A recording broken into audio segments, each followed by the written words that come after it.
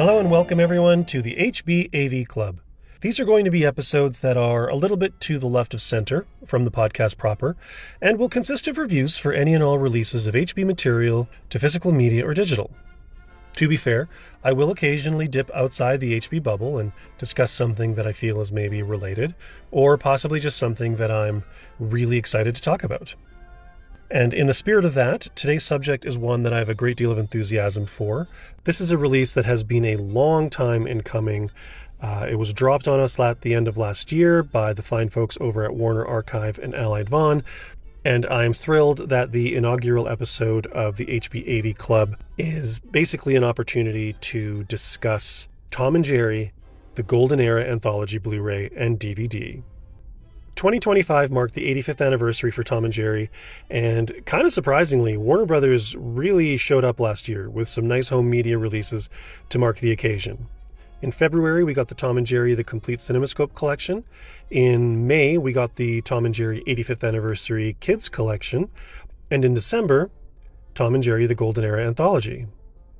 Tom and Jerry fans haven't eaten this good in like 20 years.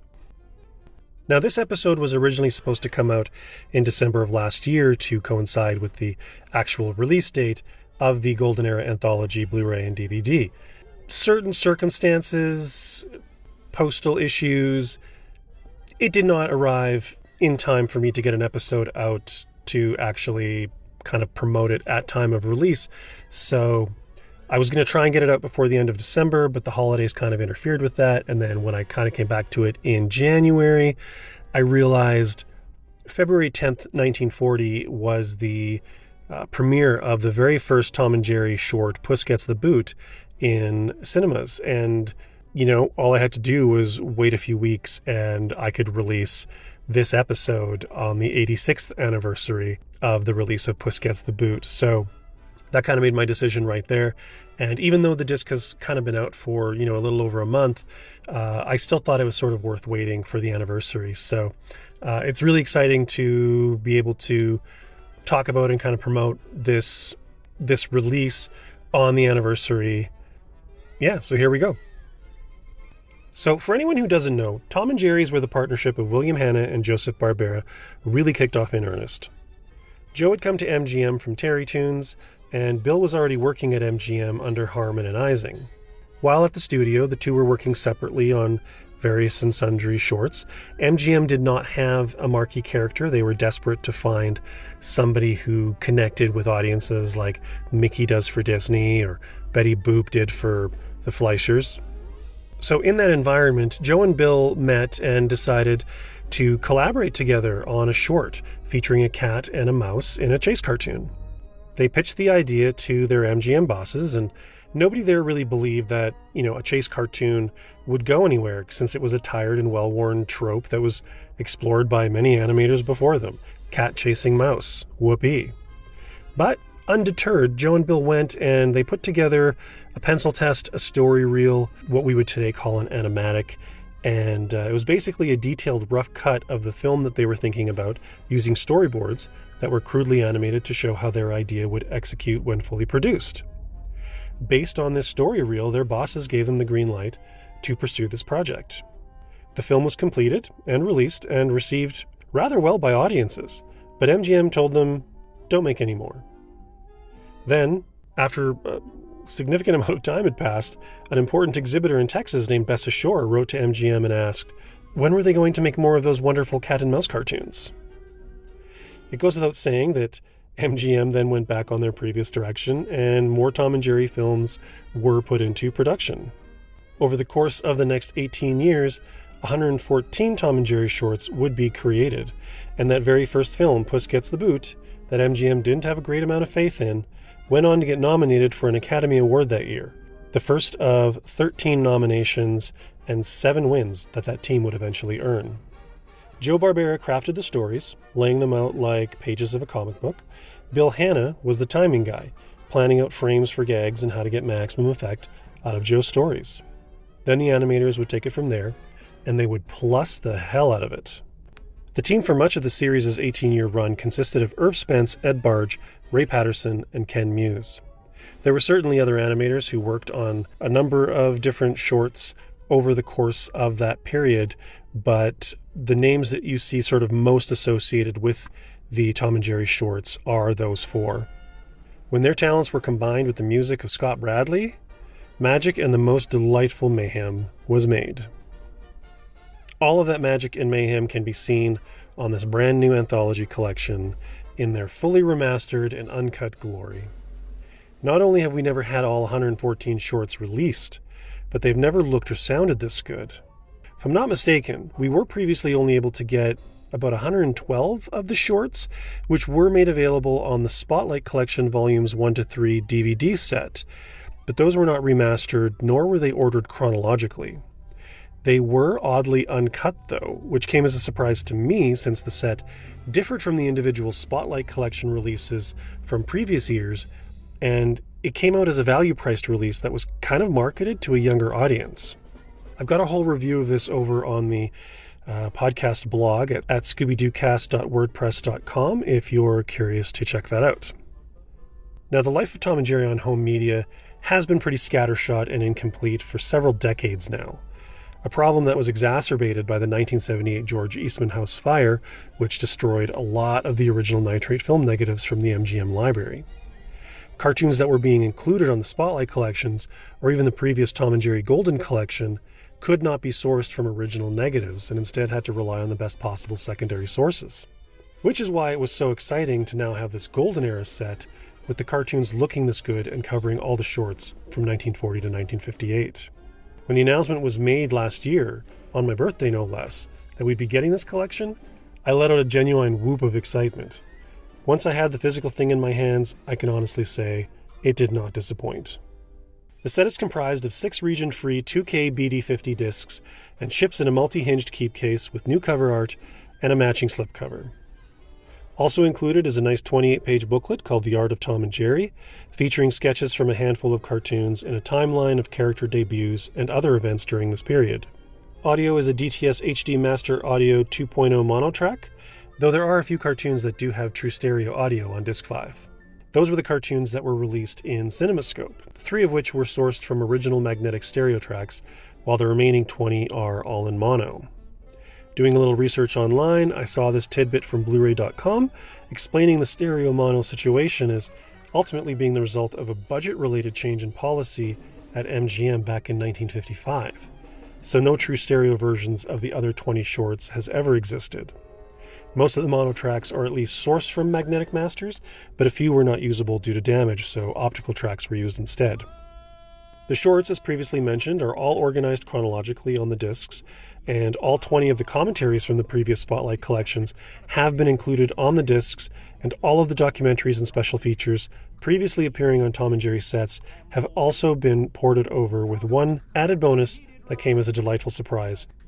The Golden Collection was a scrapped series of DVD and Blu-ray sets that were to be produced by Warner Home Video and were expected to collect all 161 theatrical Tom and Jerry cartoon shorts released by Metro-Goldwyn-Mayer from the 1940s through the 1960s.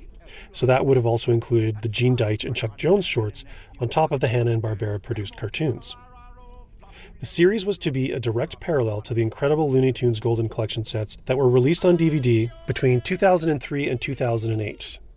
Only the first of the 3 planned Tom and Jerry volumes was produced and released back on October 25th, 2011. The lone set features 37 shorts and a number of bonus features, and was supposed to have been followed up by a second volume in 2013, which would have featured 40 shorts, as well as some new features that were being produced specifically for that release. That set was unfortunately cancelled by Warner Brothers after there was some fan backlash related to the planned omissions of 1948's Mouse Cleaning and 1951's Casanova Cat, both due to the cartoons having content that was considered racially sensitive or inappropriate for younger viewers. Adult fans of these classics practically rioted online, and the folks in charge at Warner's at the time responded saying, "Okay, if you're going to be this hostile about it, we will just cancel the whole series."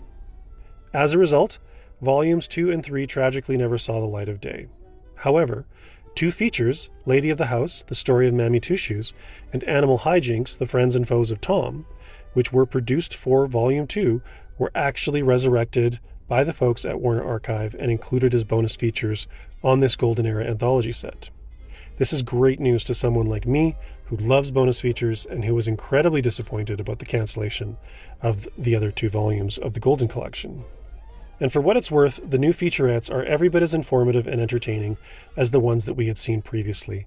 I especially liked the Lady of the House featurette, which pays tribute to one of the series' most important characters, as voiced by Lillian Randolph, commonly referred to as Mammy Two Shoes, a name never referred to in any of the cartoons or production materials.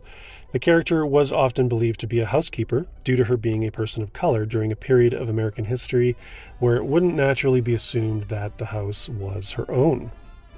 Maybe I always saw the show with more modern eyes, but it was always my impression that she was the homeowner. I mean, she even refers to it being my house in 1950's Saturday Evening Puss.